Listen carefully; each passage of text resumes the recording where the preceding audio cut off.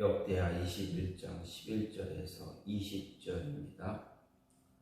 여호람이 또 유다 여러 산에 산당을 세워 예루살렘 주민으로 하여 음행하게 하고 또 유다를 미혹하게 하였으므로 선지자 엘리야가 여호람에게 글 보내어 이르되 왕의 조상 다윗의 하나님 여호와께서 이같이 말씀하시기를 내가 내 아비 여호사밧의 길과 유다 왕 아사의 길로 행하지 아니하고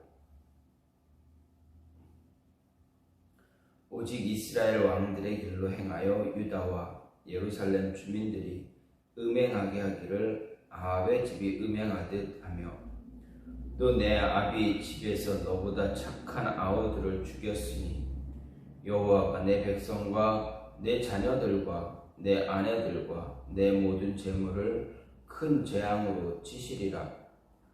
또 너는 창자의 중병이 들고 그 병이 날로 중하여 창자가 빠져나오리라 하셨다 하였더라.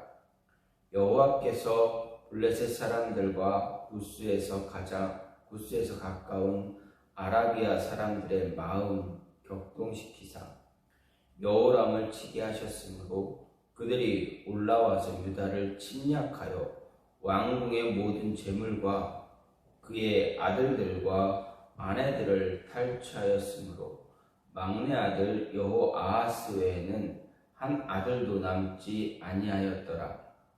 이 모든 일 후에 여호와께서 여호람을 치사 능히 고치지 못할 병이 그 창자에 들게 하셨으므로 여러 날 후 2년 만에 그의 창자가 그 병으로 말미암아 빠져나오매 그가 그 심한 병으로 죽으니 백성이 그들의 조상들에게 분향하였던 것 같이 그에게 분향하지 아니하였으며 여호람이 32세에 즉위하고 예루살렘에서 8년 동안 다스리다가 아끼는 자 없이 세상을 떠났으며 무리가 그를 다윗성에 장사하였으나 열왕의 묘실에는 두지 아니하였더라.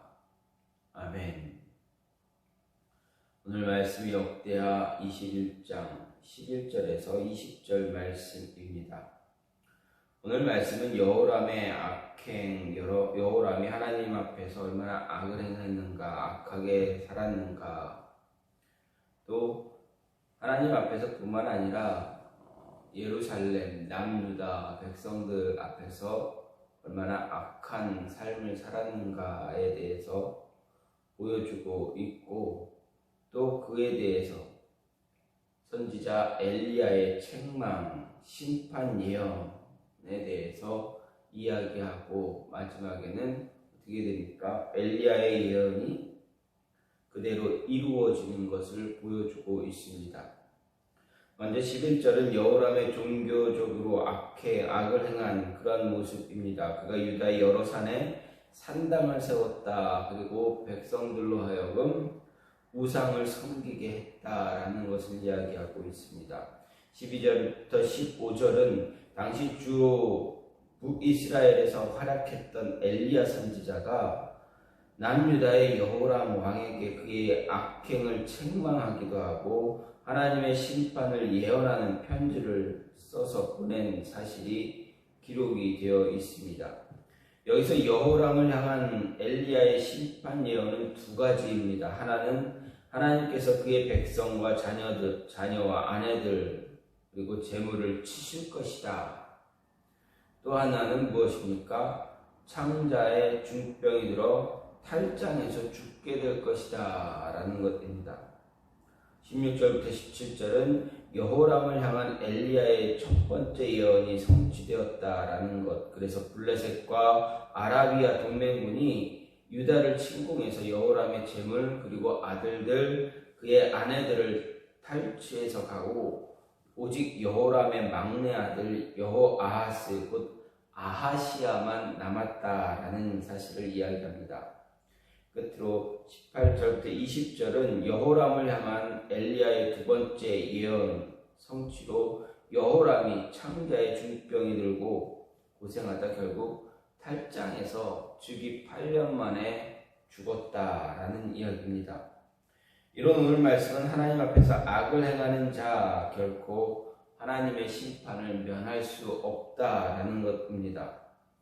가장 원론적인 교훈을 우리에게 전해주고 있는데 저자는 하나님께서 여호람의 가문을 치시면서도 그의 막내 아들 여호아하스 즉 아하시야만은 살려두었다라는 것을 이야기하고 있는데, 그것은 하나님께서 다윗과 세우신 언약, 즉 다윗 언약, 이 언약을 지켜주시겠다라는 그 신실하신 언약에 대한 신실하신 하나님의 모습을 생각할 수가 있습니다. 한편 엘리야가 북이스라엘에서 활약한 선지자였음에도 불구하고 남유다의 여호람에게까지 편지를 써보낸 것은 여호람이 엘리야의 주 예언의 대상이었던 아합 가문과 밀접한 연관을 갖고 있었기 때문이고, 더 나아가서 하나님의 선지자의 활동은 지역에 얽매이지 않는다라는 것을 보여주기 위해서입니다. 이런 말씀, 이런 내용의 말씀을 생각하면서 오늘 말씀을 통해서 우리가 생각할 수 있는 것은, 우리에게 주어지는 말씀은 무엇입니까? 죄의 순환고리는 끊으려면 완벽하게 끊어야 된다라는 것입니다. 이 악순환의 고리를 바르게 끊지 못하면 이 악순환의 고리는 어떻습니까? 계속 고개를 들게 됩니다. 계속 우리를 힘들게 하는 그런 모습이 되어버립니다. 11절 말씀을 보면 여호람이 유다 여러 산에 산당을 세워 예루살렘 주민으로 음행하게 하고 또 유다를 미혹하게 하였다라고 이야기합니다. 이것은 무엇입니까? 여호람의 아버지 여호사밧이 하나님을 향한 바른 종교개혁을 이루었음에도 불구하고 하나님을 섬기려고 하는 그러한 모습이 그의 삶에 많았을지라도 그가 어떻습니까? 산당을 다 제거하지는 않았다. 모든 산당을 제거하지는 않았다라는 이야기가 마지막 평가에 나타납니다. 그러니 어떻게 합니까? 그 산당이 남아있는 산당, 그 산당을 통해서 여호람이 하나님 앞에 죄를 짓습니다. 그뿐이 아닙니다. 여호사밧이 아합과 정략 결혼을 통해서 동맹을 맺음으로 인해 어떻게 됩니까? 아합이 숭배하고 섬겼던 우상이 남유다에게로 들어오게 됩니다. 그의 딸 아달랴를 통해서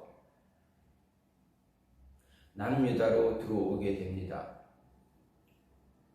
여호사밧이 죽은 이후에 아달랴에 의해서 이 우상 숭배가 남유다에 나타나게 됩니다.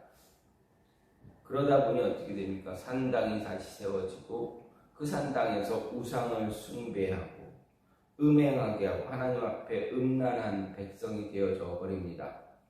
유다 예루살렘에 있는 백성들뿐만 아니라 이 남유다에 있는 모든 백성들로 하여금 하나님을 떠나게 만듭니다. 이 이스라엘 백성들을 보게 되면 그들을 보게 되면 그들은 시시때때로 하나님을 멀리하려고 하는 그런 습성이 있습니다. 아니 이 이스라엘 백성에게만 나타나는 것이 아니라 온 인류에게 나타나는 공통된 특징이 바로 하나님을 떠나려고 하는 그런 모습입니다. 그렇기 때문에 우리 그리스도인들에게도 그런 모습이 쉽게 드러납니다. 시시때때로 어떻게 하면 어떤 모습으로 어떤 핑계거리를 내면서 어떻게 합니까?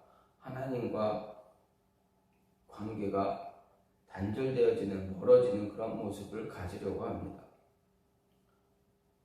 자신의 모습이 잘못되었다라고 뉘우치면 또 돌아왔다가 또 어느 순간 해이해지게 되면 어떻게 됩니까? 또 조금씩 멀어지게 됩니다.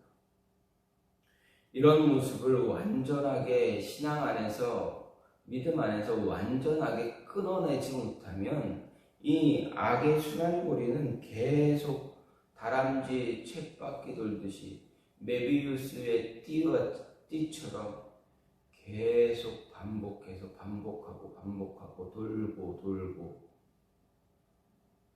돌고 돌아서 제자리에 또다시 오게 된다라는 것입니다. 하나님의 은혜를 받았을 때, 하나님의 은혜가 임했을 때 이 죄의 악순환의 고리를 완전하게 끊어낼 수 있는 모습이 필요하다라는 것입니다. 우리의 힘으로는, 우리의 능력으로는 이 고리를 끊어낼 수가 없습니다. 왜 그렇습니까? 우리 안에 죄된 본성이 늘 존재하기 때문입니다. 그러면 어떻게 하면 끊어낼 수 있느냐? 하나님의 은혜가 아니면 끊어낼 수 없다라는 것입니다. 늘 하나님의 은혜에 취해 살아갈 수 있는 그 모습이 우리에게 있어야 합니다. 하나님과 교제하는 시간을 우리가 빼앗기지 않고 그 시간을 늘 사모하고 그 시간을 늘 기억하면서 그 시간을 우리가 빼앗기지 않으려고 노력할 때 하나님의 은혜가 임함으로 인해서 그 악순환의 고리가 단절될 수 있다라는 것입니다. 그 악순환의 고리가 우리 삶에서, 우리 내면에 있는 본성에서 완전히 사라질 수 있게끔, 아니 완전히 사라지지는 못할지라도 다시는 고개를 들지 못하게끔 우리가 철저하게 그 고리를 끊어내려고 하는, 단절시키려고 하는 그 모습이 있어야만 가능하다. 하나님의 은혜로 인해서, 하나님의 은혜에 더불어서 그 고리를 끊어낼 수 있어야 한다라는 것입니다. 그러지 못하면 어떻게 됩니까? 언젠가는 또다시 그 악순환의, 그 죄의 본성이 우리 안에 꽈리를 들고 있는 그 죄의 본성이 꿈틀꿈틀 움직이게 됩니다. 그리고 결국 우리 안에서 일어나게 고개를 쳐들고 밖으로 나오게 됩니다. 그러게 되면 어떻게 됩니까? 우리는 단절시켰던 그 죄의 고리에서 또다시 무너지게 되는 모습을 갖게 됩니다. 하나님의 은혜를 통해서 이 악순환의 고리를 끊어낼 수 있는 그런 모습이 우리에게 필요합니다. 그러기 위해서 우리는 어떻게 해야 됩니까? 늘 우리의 귀를 열어놓을 수 있어야 됩니다. 하나님의 음성에 늘 귀를 기울일 수 있어야 됩니다. 은혜를 사모하며 하나님의 음성에 귀를 기울여야 합니다. 그래서 12절 말씀을 보면 엘리야가 여호람에게 편지를 보내는 것을 볼 수가 있습니다. 엘리야가 북이스라엘의 선지자였던 엘리야가 남유다 왕 여호람에게 보냅니다. 당신이 하나님을 떠나서 하나님과 바른 관계를 잇지 못하면 당신은 죽을 것이다. 당신의 아들, 아내, 당신이 취한 모든 재물 다 빼앗길 것이다. 이렇게 예언합니다. 그렇다면 이 말씀을 들었다면 여호람은 순간 빨리 돌이켜야 합니다. 내가 잘못 가고 있구나, 잘못된 길에 서 있구나 라고 깨닫고 돌이켜야 합니다. 그래야 하나님의 은혜가 임하게 됩니다. 그래야 악순환의 고리를 끊어낼 수가 있습니다. 그러나 여호람은 어떻습니까? 하나님의 음성에 귀를 기울이지 않았습니다. 하나님의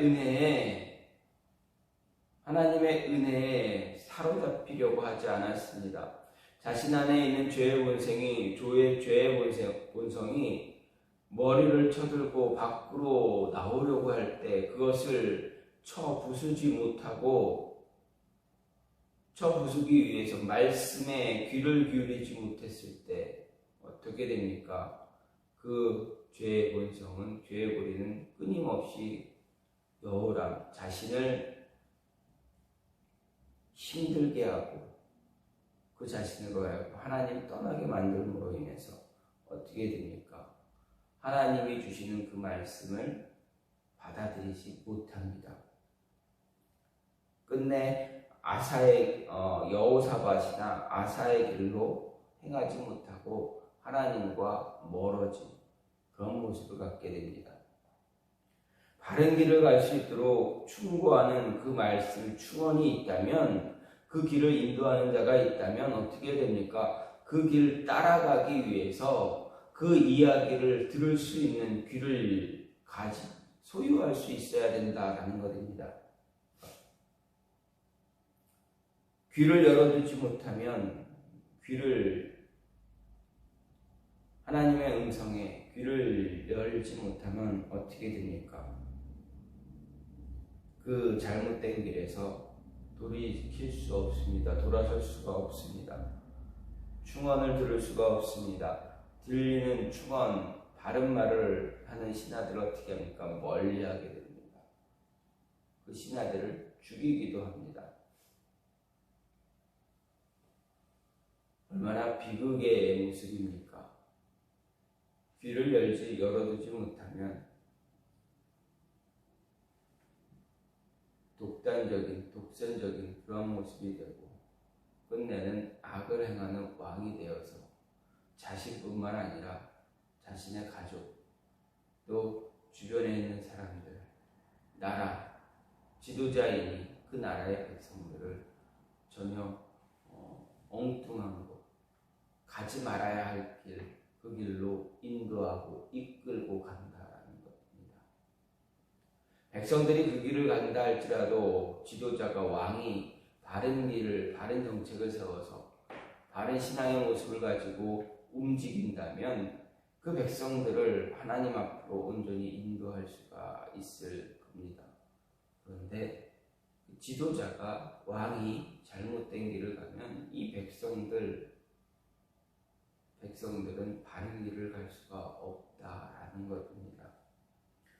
마지막으로 심판 가운데서 은혜를 베푸시는 하나님, 그 하나님을 기억해야 됩니다. 하나님은 언제나 심판 가운데서도 은혜를 베푸시는 그런 분임을 잊지 말아야 한다.